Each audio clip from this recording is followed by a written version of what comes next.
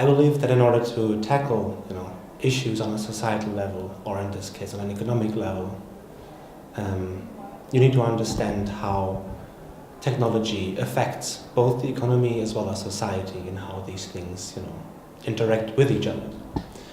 And if I follow the news in my own country, it strikes me that those people who take the major decisions for the future, I'm talking about both our politicians as well as those people who are in charge of the biggest companies, oftentimes have not grown up with technology. That all in itself is not an issue, but frequently don't seem to have a deep understanding of what technology is capable of.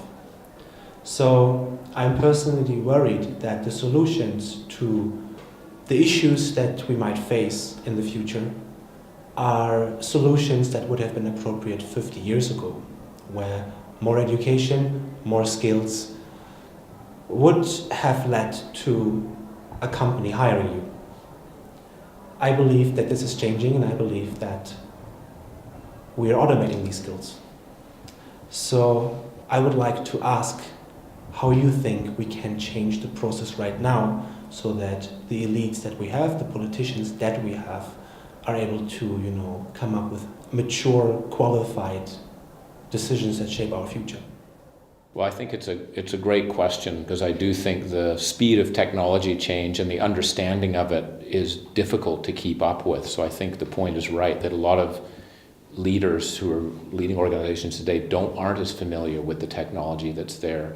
But that doesn't mean that they can't make a difference in where this is, because they're thinking about their whole organization and how they move. And while a lot of leaders don't know a lot about many things, you have to have people in the organization that do.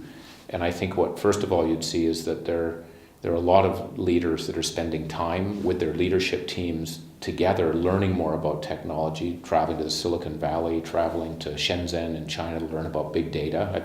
There are countless organizations to really get a sense of where it is. Talking about reverse mentors, having a lot of senior people have 22-year-olds as their advisors, particularly on the technology side. And then you look at leadership on technology, and some of the biggest companies in the world are led by very young people. So I think people see that. I think the bigger challenge that no one has figured out yet how to deal with and has to address is with the automation that's going to occur. And I'm actually optimistic, I'm positive. I think it's going to create way more new jobs than it's displacing old jobs. The challenge is we have to reskill people, right? Because it's the older worker that's going to be the more challenging worker. I'm not worried about the younger worker. It's how adults are going to relearn. That's the big challenge. No one's done it at the scale we're going to have to do it at. Young people have not done that before, obviously, and older people haven't. So that's where I think it's not going to be so much a technology issue as a reskilling issue. And that's where we've got to draw on not just the company, and people who understand technology, but government, the social sector, education in particular systems, to be able to figure out what the solution is. So I think the bigger issue is reskilling to capture the opportunity and ensure people are employable over time.